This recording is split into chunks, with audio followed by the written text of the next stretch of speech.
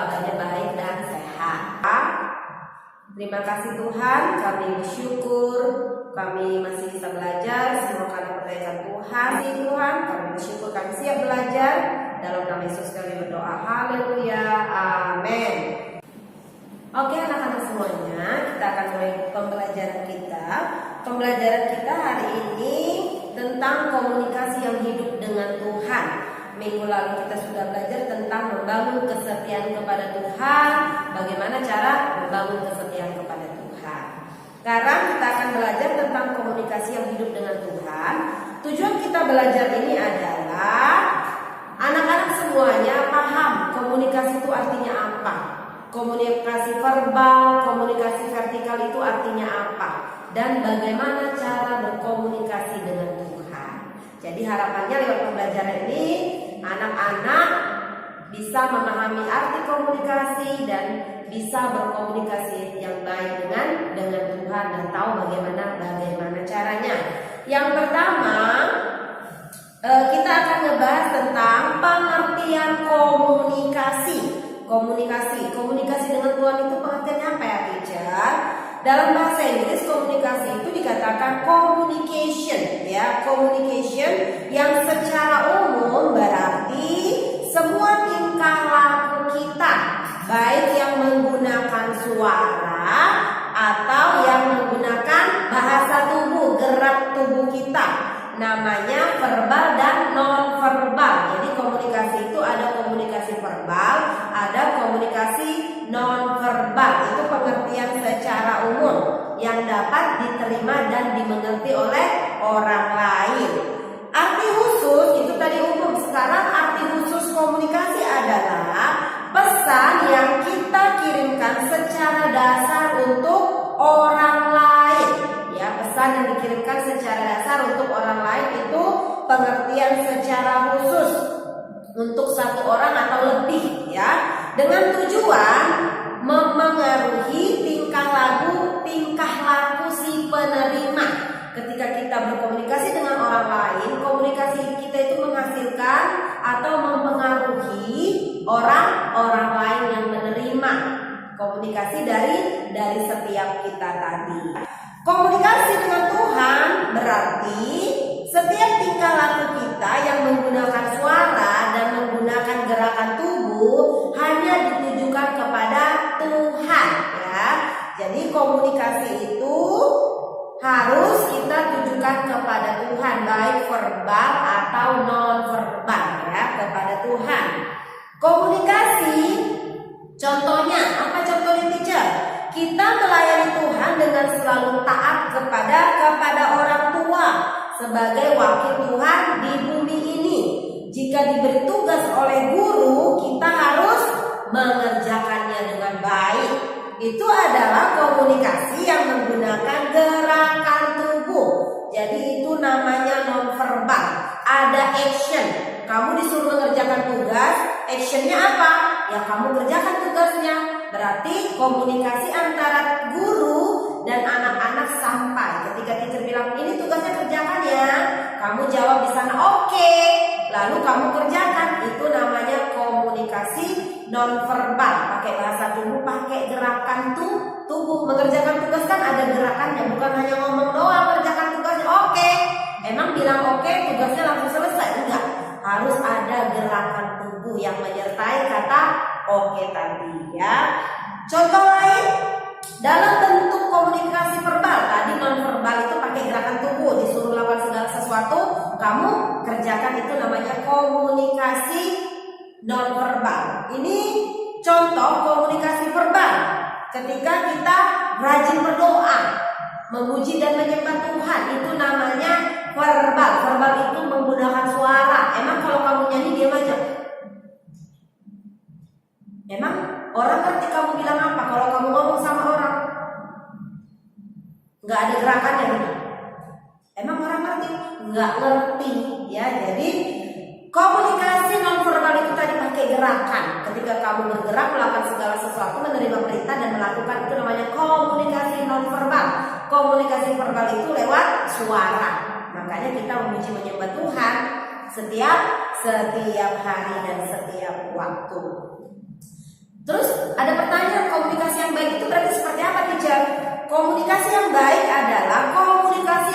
terjadi antara dua arah, ya, dua arah seperti contoh tadi. Teacher memerintahkan anak-anak untuk mengerjakan tugas. Itu komunikasi dari teacher berkomunikasi dengan murid. Lalu murid tugasnya adalah mengerjakan tugas itu. Ketika kalian mengerjakan tugas kalian, itu namanya komunikasi dua arah. Kalian berkata, oke teacher, akan saya kerjakan, dan dikerjakan. Itu namanya komunikasi dua arah, berhasil. Yang namanya ngobrol, teacher Mela kan gak mungkin ngobrol sendiri. Kamu udah makan belum? Gak ada jawaban, kan garing. Harus ada yang menjawab. Kalau mama panggil kamu, harus dijawab. Contohnya dipanggil, Grace. Kalau kamu diam aja, berarti tidak ada komunikasi dua arah. Tapi ketika kamu dipanggil lalu menjawab, itu namanya komunikasi dua arah, ya. Maksudnya apa, teacher? Ketika kita berkomunikasi dengan orang lain, orang tersebut menerima pesan kita dan membalasnya. Itu namanya komunikasi dua arah. Ketika teacher kasih perintah, kalian kerjakan, itu komunikasi dua arah. Ketika mama menyuruh kalian, papa menyuruh kalian melakukan segala sesuatu dan kalian melakukannya, itu namanya komunikasi dua arah. Kalian balas pesan mama tadi, ya. Jadi hari ini kita sudah belajar apa itu komunikasi. Bagaimana cara berkomunikasi. Komunikasi itu dibagi dua, verbal dan non-verbal. Kalau verbal itu melalui suara, non-verbal itu melalui gerakan tubuh. Jadi ingat ya, nanti ujian biar tidak bingung, ya, digaris bawahi di bukunya.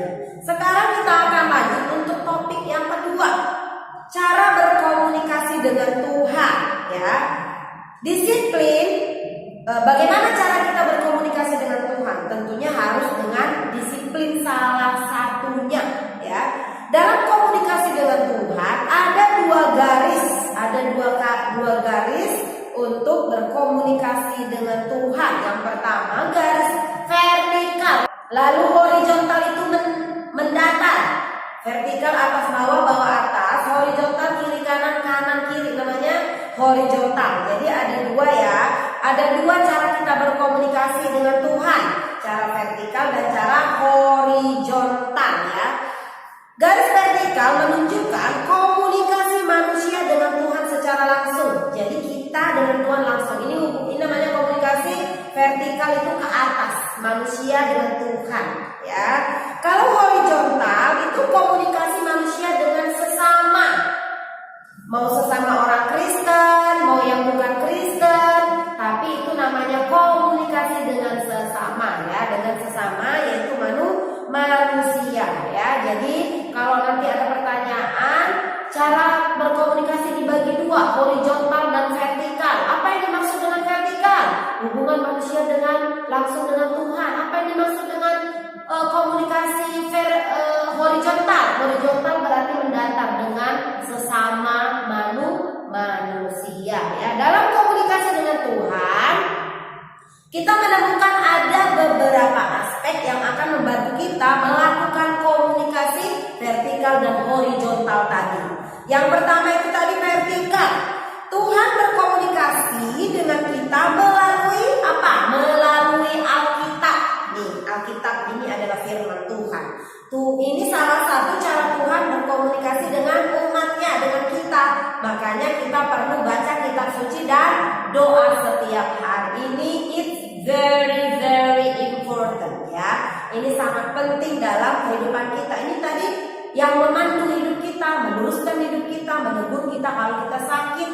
Kalau kamu sakit butuh kesembuhan, di sini juga ada obatnya. Semua ada di sini, ya. Jadi jangan pernah mengabaikan kedahsyatan Alkitab ini, karena ini firman Tuhan sendiri. Ini kuasanya luar biasa kalau kamu percaya dan kamu yakini dan kamu lakukan. Amen. Jadi dalam Alkitab tertulis banyak hal yang memberitahukan. Yang pertama itu Alkitab seperti yang kita sudah baca, untuk apa? Mengajar. Lalu untuk apa? Menghibur yang berduka. Lalu untuk apa? Meluruskan jalan orang yang bengkok. Ya, jadi itu wujud komunikasinya Tuhan kepada kita dan kita kepada Tuhan. Amen. Kita berkomunikasi dengan Tuhan melalui doa, ya, doa. Melalui doa juga kita perintahkan Tuhan untuk bisa berkomunikasi dengan Tuhan. Jadi kalau kamu nggak pernah baca kitab, kamu nggak pernah berdoa, gimana komunikasi dengan Tuhan? Basi mulutnya. Kalau nggak pernah ngobrol, apa yang terjadi ya? Kasihan. Jangan abaikan Tuhan. Ajak Tuhan ngobrol. Lewat apa? Lewat doa. Ajak Tuhan berkomunikasi lewat apa? Lewat firman Tuhan. Kalau kamu nggak ngerti, kamu tanya. Pasti Tuhan akan memberitahukan lewat pertolongan apa. Siapa yang menolong? Roh Kudus yang akan menolong kita mengerti, memahami tentang firman yang kita baca. Yang kedua, komunikasi horizontal ya. Horizontal itu kita berkomunikasi dengan saudara seiman, sesama orang Kristen ya. Melalui apa? Mengikuti persekutuan ibadah. Kita dapat saling mendorong dan membimbing, saling menguatkan. Kalau ada yang lemah, dikuatkan. Ayo tetap semangat kawan, don't give up. Walaupun corona di luar sana, kita harus terus belajar. Kita harus semangat. Kalau nggak kita, siapa lagi? Harus saling menguatkan. Lalu kita berkomunikasi secara pribadi dengan sesama yang tidak mengenal Tuhan Yesus. Jadi melalui komunikasi kita kepada orang yang nggak percaya kepada Yesus, kita bisa meyakinkan mereka bahwa Yesus adalah Tuhan. Kita bisa menjadi berkat. Kita bisa menyampaikan Injil lewat komunikasi kita kepada orang. Yesus adalah Tuhan. Jalan keselamatan itu hanya Yesus. Kita bisa berkomunikasi kepada mereka. Kita bisa menyampaikan firman Tuhan kepada mereka lewat verbal dan non verbal tadi. Bahasa kita berperilaku baik, attitude-nya baik, berbicaranya sopan, kita sudah menginjil dan memuliakan nama Tuhan. Jadi memberitakan Injil itu gak susah. Jadilah anak yang baik, kamu sudah menginjil. Jangan melawan orang tua, jadi murid yang baik. Banyak orang akan diberkati lewat kehidupanmu ya. Dalam kitab suci agama Kristen atau disebut Alkitab, ada dua perjanjian. Jadi Alkitab dibagi dua. Perjanjian lama dan perjanjian baru. Perjanjian lama intinya bercerita tentang penciptaan dunia dan alam semesta dan isinya, dan cerita tentang kejatuhan manusia ke dalam dosa serta janji kedatangan juru selamat. Jadi janji kedatangan juru selamat itu diceritakan di perjanjian lama. Sedangkan dalam perjanjian baru diceritakan tentang pengorbanan Tuhan Yesus di kayu salib, penggenapan janji keselamatan tadi digenapi di perjanjian baru ya. Jadi Tuhan Yesus menepati janjinya untuk menebus dosa manusia. Cara kita berkomunikasi dengan Tuhan, tadi yang pertama Alkitab, membaca Alkitab. Yang kedua adalah lewat doa. Doa itu merupakan nafas hidup orang percaya. Kalau tidak berdoa berarti tidak bernafas, artinya mati, kerohaniannya mati. Berdoa dapat kita lakukan dengan siapapun, kapanpun, dan dimanapun kita berada. Apapun situasinya kita bisa berdoa. Lalu kenapa ya dikatakan doa itu adalah nafas hidup orang Kristen? Maksudnya apa, teacher? Karena doa itu dikatakan nafas. Kamu setiap hari melakukan doa singkat ya, yang kita ucapkan setiap kali bernafas, itu namanya nafas hidup. Sehingga doa ini dapat diucapkan berulang-ulang. Contohnya ketika kamu mau pergi ke sekolah, kamu mau bepergian jauh, di perjalanan sekalipun kamu buka mata, bawa sepeda motor, ada di mobil, kamu ingat Tuhan. Darah Yesus, dalam nama Yesus kami diberkati Tuhan. Begitu ada kecelakaan di sana begini-begini, dalam nama Yesus. Jadi itu namanya nafas hidup. Ada doa pendek yang sering kamu ucapkan ketika di jalan. Ih, kasihan orang itu berkati, orang itu Tuhan. Itu namanya doa pendek ya sayang. Jadi kita harus selalu mengucapkan doa kepada Tuhan. Jadikan doa itu nafas hidup orang percaya ya. Kalau setiap hari kita berkomunikasi, seperti yang Teacher Mela bilang tadi, kita bisa ngobrol saat ujian, kita juga bisa ngobrol, jawabannya apa ya Tuhan, kayak mana nih ya, nggak tahu lah mengerjakannya. Itu sudah berdoa karena kamu menyebut nama Tuhan. Ada kalanya juga kamu bersaat teduh itu sendiri, ada lagunya, ada pujian, dan ada penyembahannya ya. Berikut ini ada cara berdoa yang dikehendaki oleh Tuhan. Jadi tadi baca Alkitab juga ada caranya, berdoa juga ada caranya. Yang pertama, berdoa dengan sungguh-sungguh dan yakin bahwa kuasa Tuhan datang melalui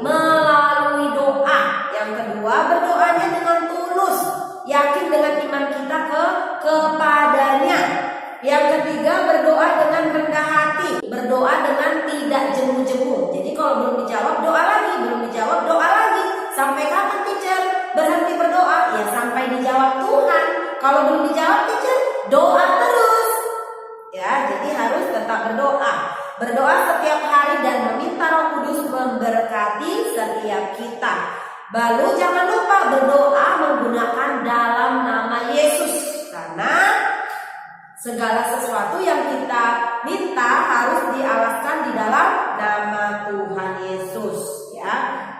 Lalu mengakhiri doa dengan kata amin. Makanya setiap kali kita berdoa, kita selalu bilang kepada doa-doa kita selalu bilang dan percaya dan berkata dalam nama Yesus kami berdoa, haleluya, amin, ya, seperti itu. Jadi itu adalah cara berdoa yang dikehendaki oleh Tuhan. Berikut ini langkah-langkah berdoa yang dikehendaki Tuhan juga seharusnya mengikuti susunan doa. Jadi ada susunannya di buku ini, ya. Yang pertama, cara kita berdoa itu apa? Ada ucapan syukur, ada terima kasih, lalu mengaku dosa, menyampaikan isi doa kita, lalu saat hening dan menutup doa. Jadi doa itu bukan langsung Tuhan aku makan ya, berkati makan ini, amin.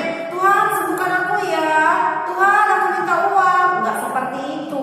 Tapi urutannya ada ucapan syukur pertama. Lalu yang kedua yang kamu lakukan, ampuni aku Tuhan akan segala dosa dan pelanggaranku, Tuhan kuduskan dengan darah Yesus.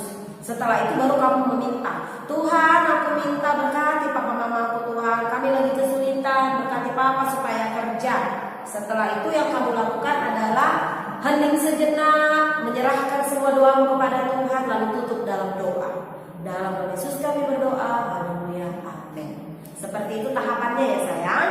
Tadi kita sudah belajar hal yang dilakukan saat berdoa harus sungguh-sungguh, tulus, rendah hati, tidak jemu-jemu, enggak berhenti tapi terus menerus, ya. Lalu bagaimana cara berdoa?